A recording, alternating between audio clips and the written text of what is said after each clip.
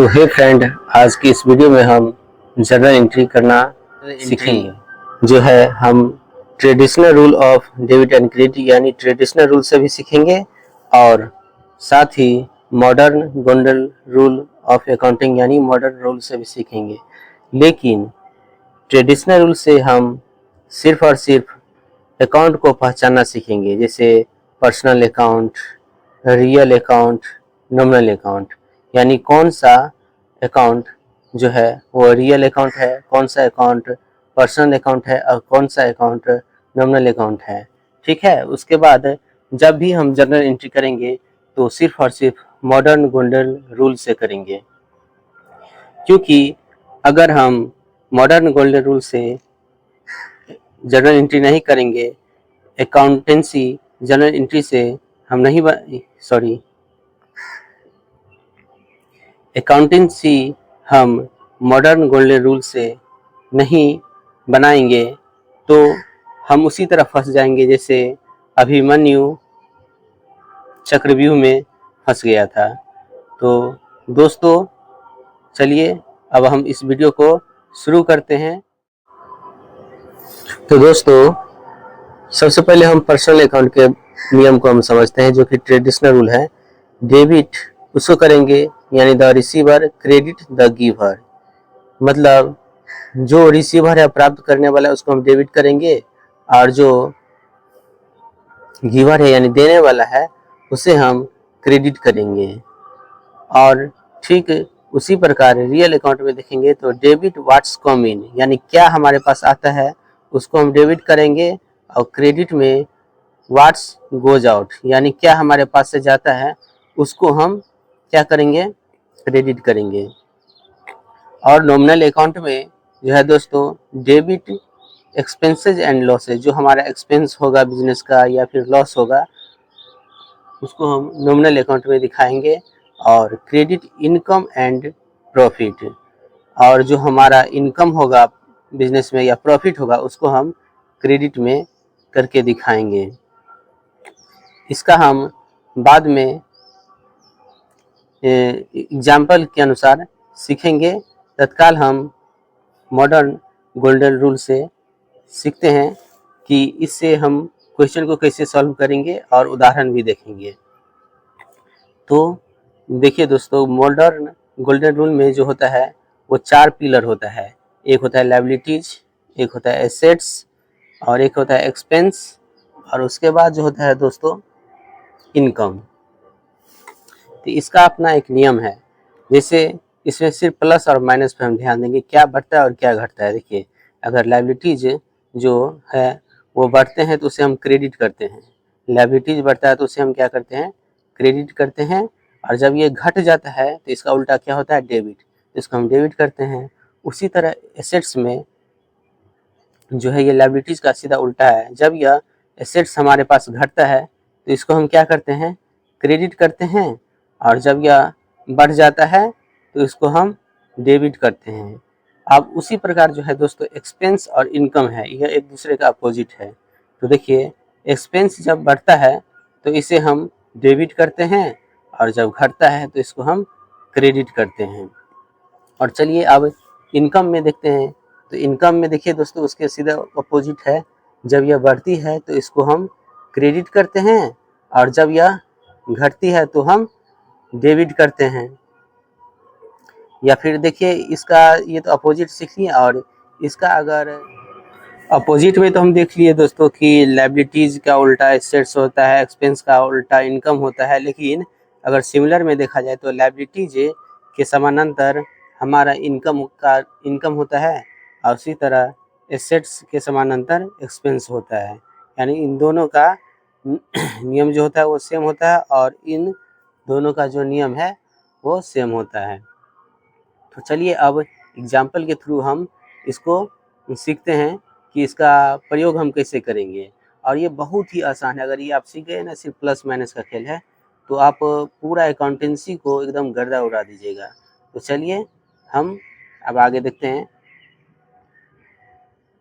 ये कुछ सवाल है हमारे पास, जैसे आप सवाल देख रहे हैं 2023 का 1 अप्रैल का है। 1 अप्रैल को हम क्या किए, देखिए दोस्तों, जब बिजनेस करते हैं एकदम प्रैक्टिकल वे में सीखना है। जब हम बिजनेस करते हैं तो हम सबसे पहले क्या करते हैं, बिजनेस को स्टार्ट करते हैं कुछ कैश से, कुछ बैंक बैलेंस से, कुछ लोन से, विभिन्न प्रकार की चीज़ से। लेकिन यहाँ पे हम जो क्वेश्चन में दिया हुआ है कि बिजनेस स्टार्ट किया गया है विवेक के द्वारा, वह कैश से किया गया है। तो अब हम सोचेंगे यहाँ पे कौन कौन सा 2 पिलर है। देखिए, अकाउंटिंग जो है ना, वो हमेशा 2 साइड इफ़ेक्ट करता है, एक डेबिट एक क्रेडिट। तो यहाँ पे क्या क्या हो रहा है, एक हमारे पास कैश आ रहा है, बिजनेस में कैश आया, और किसके द्वारा आया, बिजनेसमैन के द्वारा। तो बिजनेसमैन के द्वारा जो आया, तो वो कैश जो है बिजनेसमैन के लिए क्या हुआ, कैपिटल हुआ। और कैपिटल क्या होता है बिजनेस में, वो लायबिलिटीज माना जाता है, क्योंकि एक ना एक दिन वो कैपिटल बिजनेसमैन को लौटाना ही पड़ेगा। तो वो हमारे लिए यानी बिजनेस के लिए क्या है, लायबिलिटीज है। तो यहाँ पे हम देखेंगे कैश बढ़ गया हमारे बिजनेस में, तो उसको हम क्या करेंगे, डेबिट करेंगे। कैश बढ़ गया तो उसको हम क्या करेंगे, डेबिट करेंगे, क्योंकि कैश जो है करेंट एसेट्स है। और ये एसेट्स में देखिए इसका नियम जो है क्या है, एसेट्स में इसका नियम क्या है, एसेट्स घटती है तो क्रेडिट करेंगे और बढ़ती है तो डेबिट करेंगे। यदि यहाँ पे हमारा कैश बढ़ रहा है तो उसको क्या करेंगे, डेबिट करेंगे। और वहीं पे जो हमारा कैपिटल क्या है, लायबिलिटीज है, लायबिलिटीज हमारा बढ़ रहा है तो उसको क्या करेंगे, तो क्रेडिट करेंगे। तो हमारा जर्नल एंट्री क्या हो जाएगा, हमारा जर्नल एंट्री हो जाएगा, कैश बढ़ गया तो डेबिट करेंगे 1 लाख से, और हमारा कैपिटल बढ़ गया तो उसको हम क्या करेंगे, उसको हम क्या करेंगे, क्रेडिट करेंगे। ठीक है, देखिए क्रेडिट में 2 आ जाता है। ठीक, इस बात को हमेशा याद रखिएगा। और यहाँ पे डेबिट तो है ही। ठीक, और यहाँ पे देखिए मैंने समझने के लिए ट्रेडिशनल के अनुसार ये पर्सनल अकाउंट हो गया और ये रियल अकाउंट हो गया। एसेट्स है, एसेट्स जो भी होता है वो रियल अकाउंट होता है। ठीक है, उसके बाद हम सेकंड देखते हैं, यहाँ पे purchased office furniture in cash 5000। ठीक है, तो हम परचेज किए फर्नीचर ऑफिस के लिए। तो यहाँ पे फर्नीचर मेरा क्या है, फिक्स एसेट्स है बिजनेस में। और कैश जो है, कैश हमारे बिजनेस से चला गया इतना 5000 रुपया। तो एक तरफ मेरा एसेट्स बढ़ रहा है, एक तरफ एसेट्स घट रहा है।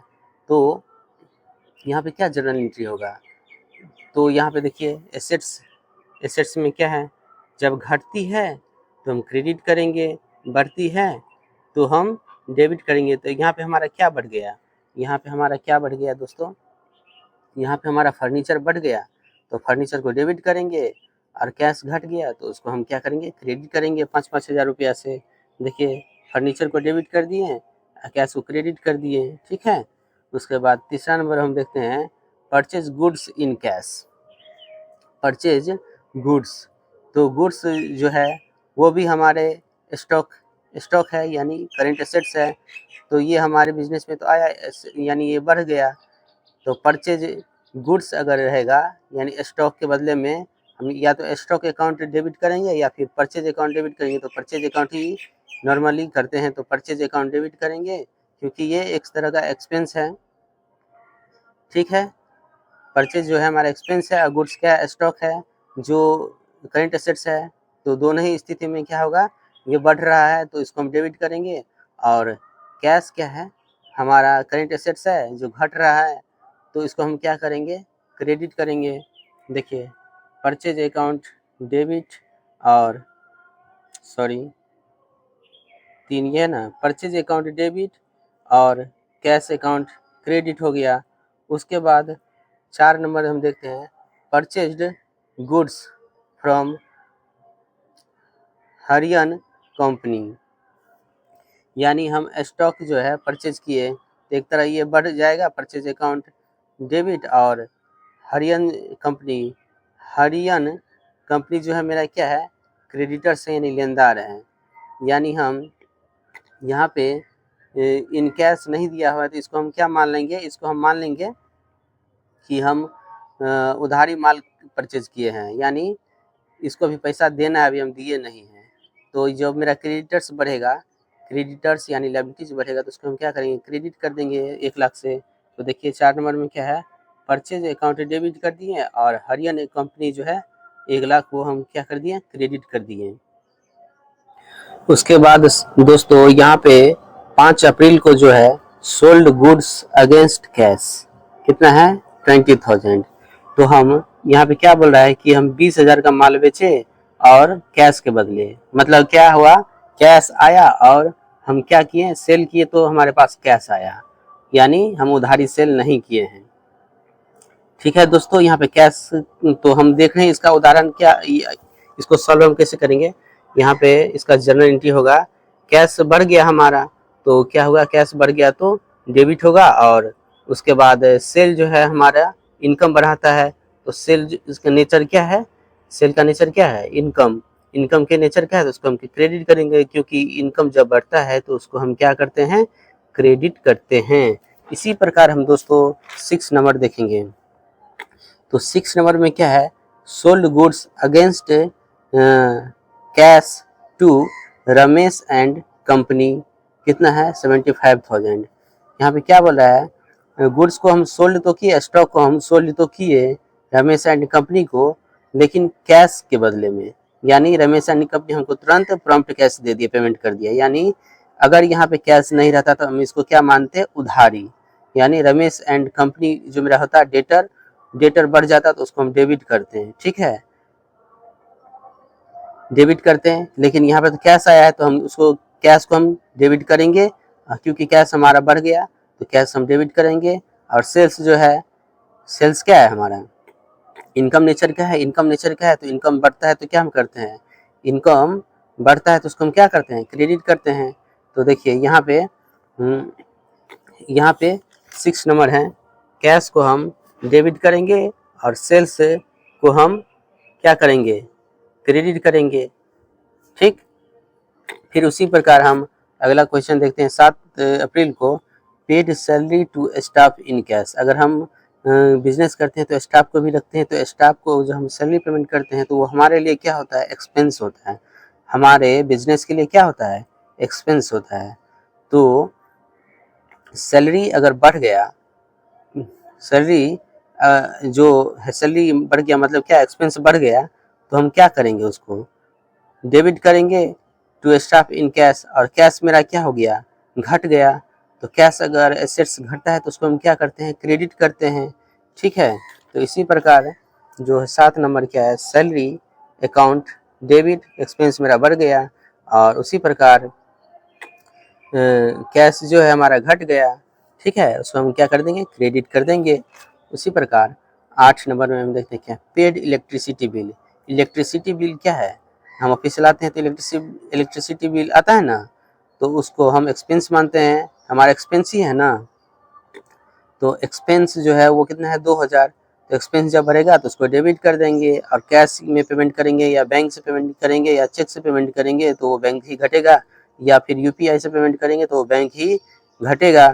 तो ये बैंक या कैश क्या हुआ, हमारा एसेट्स हुआ, एसेट्स घटेगा तो उसको क्या करेंगे, क्रेडिट करेंगे, और एक्सपेंस बढ़ जाएगा तो उसको डेबिट करेंगे। तो देखिए ये 8 नंबर जो क्या है, इलेक्ट्रिसिटी बिल अकाउंट डेबिट 2,000, और कैश क्या करेंगे, हमारा घट गया तो हम उसको क्या करेंगे, क्रेडिट कर देंगे।